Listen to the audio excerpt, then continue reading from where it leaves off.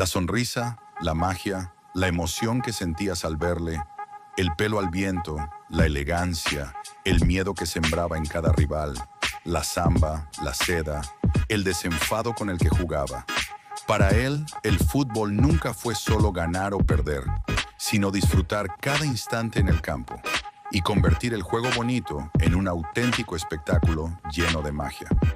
No era simplemente un futbolista, era un artista, un showman, un verdadero mago del balón, un hombre que despertaba alegría, asombro y una profunda nostalgia cada vez que pisaba el césped. Era Ronaldinho, el eterno mago sonriente que llevó el espíritu del fútbol callejero a los estadios más grandes y legendarios del mundo. Verás, Ronaldinho nació en Brasil, cuna del fútbol sala y el fútbol callejero. Provenía de una familia humilde, pero el fútbol siempre corrió por sus venas. Su padre jugaba en un club local, mientras que su hermano mayor formó parte del gremio antes de que las lesiones truncaran su carrera. Como si fuera poco, Ronaldinho perdió a su padre con solo 8 años y la vida se volvió aún más difícil. Pero el fútbol se convirtió en su refugio, y tras aquel golpe se aferró a él con más fuerza que nunca. Comenzó a jugar numerosos partidos infantiles en su barrio, donde solía ser el más pequeño del grupo, lo que le valió el apodo de Ronaldinho Pequeño Ronaldo. En esa época, Ronaldinho lo jugaba todo: fútbol, fútbol sala, fútbol playa, donde hubiera un balón. Allí estaba el niño, vivía obsesionado con el fútbol y, en especial, con la forma en que se jugaba en las calles. Fue en el fútbol sala donde pulió su técnica. Ese control estrecho del balón, su habilidad en espacios reducidos y todo lo demás. Y entonces, ¡boom! Con solo 13 años, empezó a llamar la atención de todo el país cuando llevó a su equipo a aplastar 23-0 a un club local, marcando los 23 goles él mismo. Quienes lo vieron supieron al instante: ese niño era especial. Representó a Brasil en el Mundial Sub-17 de 1997. Y tras brillar con luz propia, al año siguiente dio el salto al primer equipo del gremio, después de una década en las categorías inferiores. Con apenas 18 años, en 1999, Ronaldinho ya sacudía al mundo con su talento. En una final, humilló al capitán del Mundial de 1994, Dunga, dejando al legendario jugador totalmente desorientado en 2 jugadas clave. Era evidente. No solo era bueno, era audaz como nadie. Arsène Wenger lo tenía claro. En 2001 estuvo a punto de fichar a la joya brasileña para llevársela a Londres. El trato estaba casi cerrado, pero Ronaldinho no obtuvo el permiso de trabajo en Inglaterra y todo se vino abajo. Tras frustrárselo del Arsenal, se barajó una opción en Escocia con el St Mirren, pero un escándalo previo de pasaporte falso impidió la transferencia, y al final fue su pérdida. Aún así, toda esta amargura terminó beneficiándolo, ya que ese verano fichó por el PSG en Francia. Allí coincidió con otra leyenda del fútbol callejero, Khouroudia Okocha, cuya presencia pareció transmitirle que podía ser auténtico, incluso en Europa. Su primera temporada fue sólida. Aunque no era titular indiscutible, Ronaldinho aportó siempre que fue convocado, promediando una participación en gol cada 2 partidos como mediocampista ofensivo, extremo izquierdo o segundo delantero. Sin embargo, su primera temporada se vio empañada por cierta polémica. Su entrenador, Luis Fernández, se quejaba de que Ronaldinho nunca regresaba a tiempo cuando viajaba a Brasil durante las vacaciones. Pero lo más grave fue que afirmó que el joven brasileño estaba más enfocado en la vida nocturna de París que en el fútbol. En aquel momento parecía un problema menor, porque a pesar de sus dudosos hábitos, Ronaldinho nunca dejaba de brillar en el campo cuando jugaba. Sin embargo, esto terminaría siendo lo que acabaría destruyéndole en pleno apogeo de su carrera.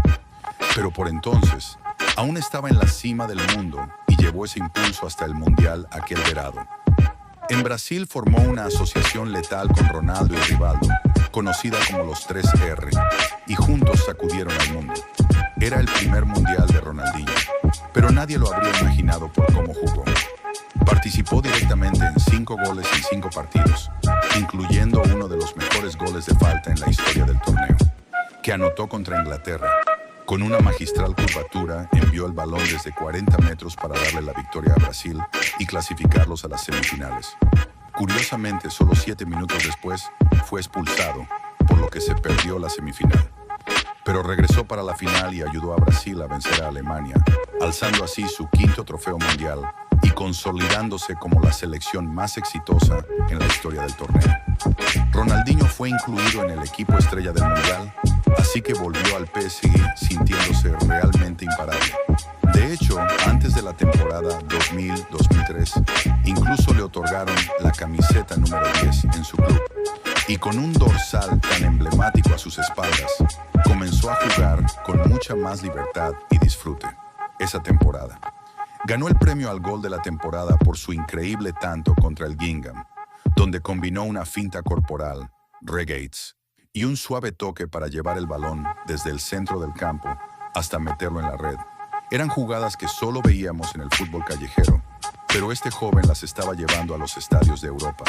Una vez más, el mundo lo observaba y los grandes clubes se disputaban desesperados llevar ese arte a los estadios más importantes del mundo.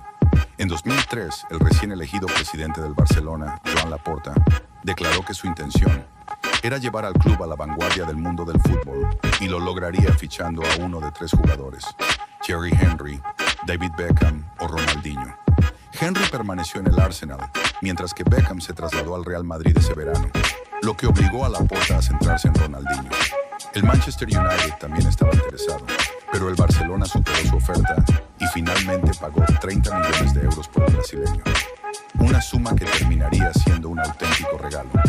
Tras apenas un par de entrenamientos y partidos de pretemporada, Frank Rijkaard, entrenador del Barcelona, dijo asombrado sobre Ronaldinho: tiene algo especial cada vez que toca el balón, y para quienes dudaban de su talento, decidió presentarse ante España y el resto de Europa de la mejor manera posible. Su primer gol con el Barcelona fue un auténtico golazo. Recibió el balón de su portero en propia mitad, eludió a 2 rivales y lanzó un misil desde 30 metros que venció al arquero. Y por cierto, lo hizo ante el Sevilla, no contra cualquier equipo. Toda España supo entonces que se avecinaban tiempos de miedo con este mago en la liga. Pero el lado negativo fue que el Barcelona se volvió demasiado dependiente de Ronaldinho. El brasileño los tenía en 4ª posición en noviembre, pero luego sufrió una lesión que lo mantuvo un mes fuera. Durante ese periodo, el Barça cayó al 2-0 puesto tras una racha de 4 partidos sin victorias. En su primer partido tras la lesión, Ronaldinho deslumbró con un gol y una asistencia en el derbi ante el Español, marcando el inicio de una remontada histórica para el Barcelona. Con su regreso, el equipo apenas perdió uno de sus siguientes 20 encuentros ligueros, escalando desde la mitad baja de la clasificación hasta un meritorio subcampeonato. Aquella temporada, el brasileño fue determinante en 34 goles en 45 partidos, cifras que le valieron el premio al mejor jugador del mundo de la FIFA en 2004. Aquello era solo el comienzo.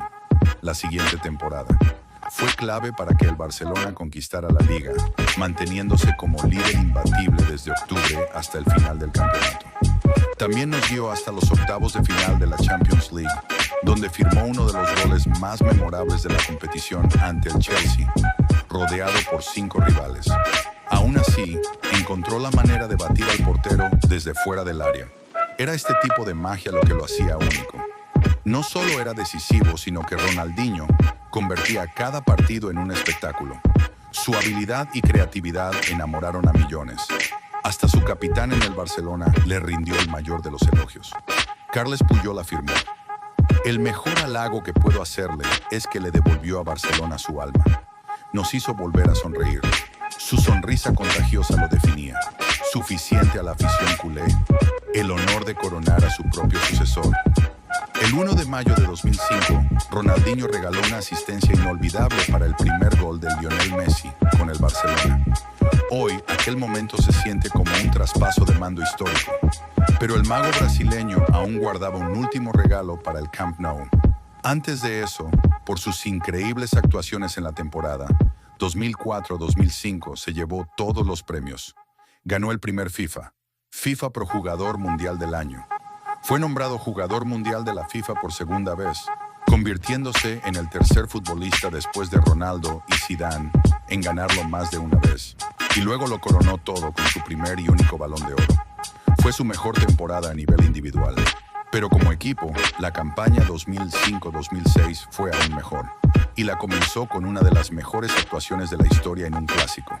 Una exhibición tan brillante que el Santiago Bernabéu se puso en pie para aplaudirlo.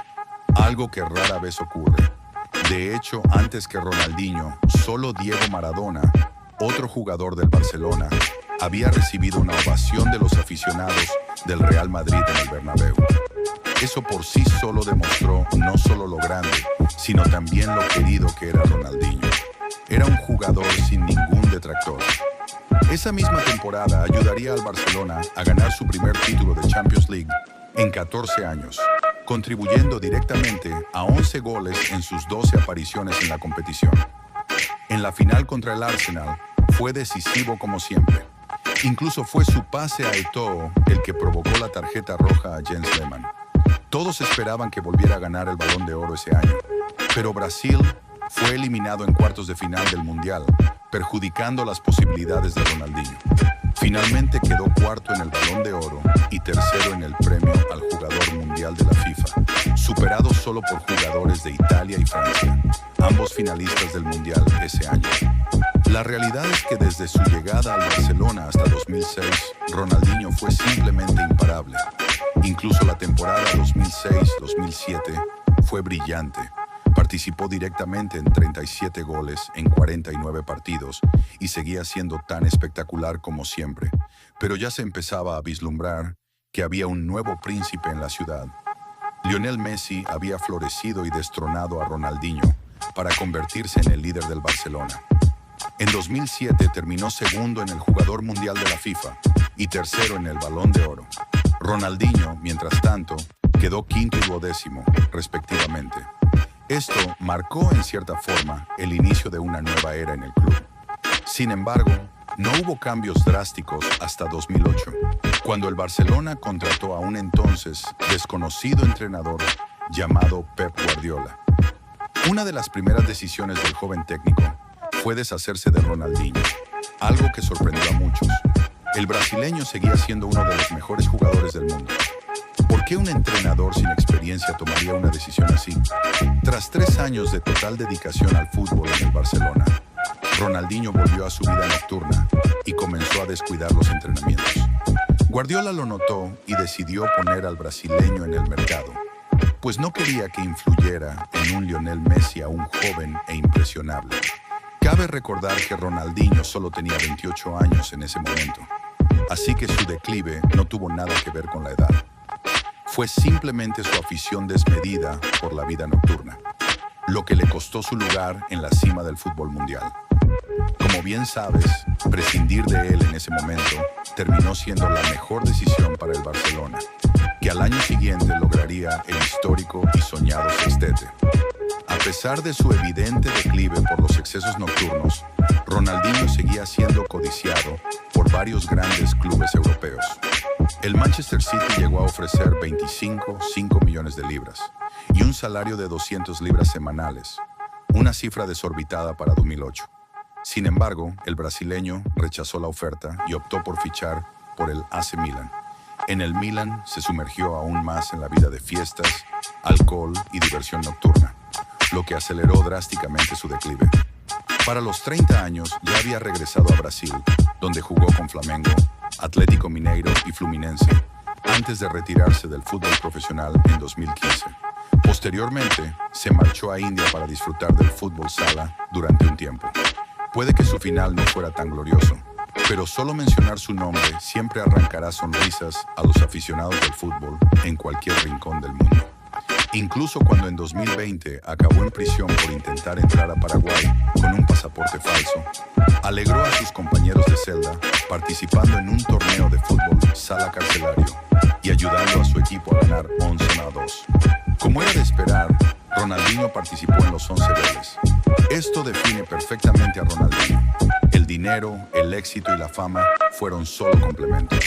En esencia, siempre fue ese niño enamorado del juego que quería entretener al mundo, llevando el fútbol callejero al más alto nivel.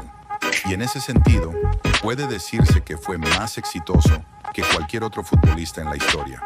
Llegó, vio, jugó, bailó, ganó, entretuvo, conquistó el mundo y llevó el fútbol callejero a los mayores escenarios. Y lo hizo siempre con una gran sonrisa en el rostro. Mientras Ronaldinho le regaló alegría al mundo y se retiró siempre sonriendo, Baggio cargó con las esperanzas de una nación y sucumbió bajo su peso. Haz clic aquí para conocer la desgarradora historia del fracaso más hermoso del fútbol. Fire when the storm hits you. That's it, Brian?